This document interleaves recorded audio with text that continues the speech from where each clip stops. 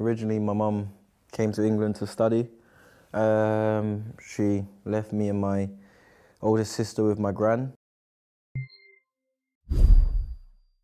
You know, as adults do, they make decisions. She made the decision to go to England first to study, and you know, once she kind of settled and you know got her qualifications that she wanted, she then settled down in England, and then was able to then bring forth me and my sister to come and to live over here, really. And it was one of those, you know, I was kind of jealous that, you know, of some of my friends were with their mums, and as probably, I don't know if you've heard, I lost my dad really young, I think probably 2 years of age. So everyone around me had their mums and dads, and you know, I was just there with my grandma, even though as much as I loved her, you know, everyone wants their mum at that age. We lived in Harlesden, northwest London at first.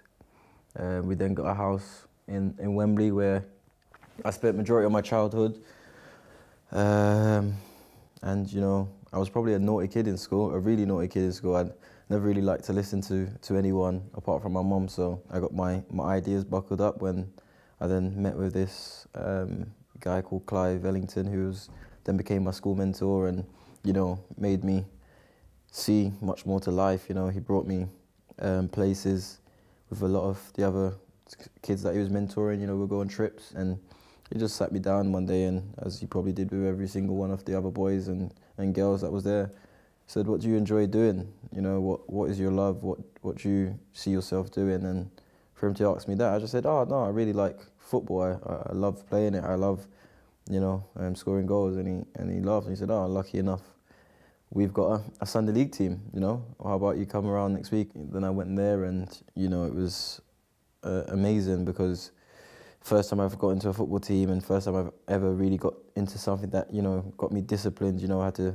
be up early, you know, on a Saturday to go for a tournament, or if it was training.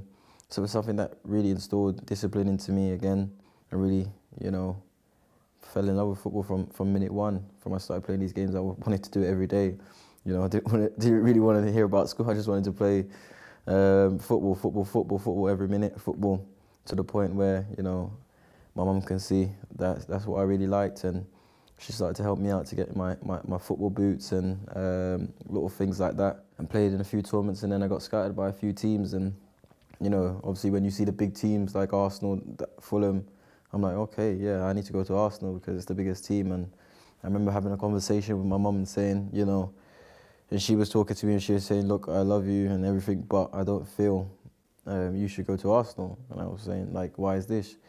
She said, I'll never forget, she said, they'll have 30, 40, 50 other players just as good as you, or even better. And if you go to a lower team and work your way up, I think that will show your level more. And from then, the decision was made to go to QPR.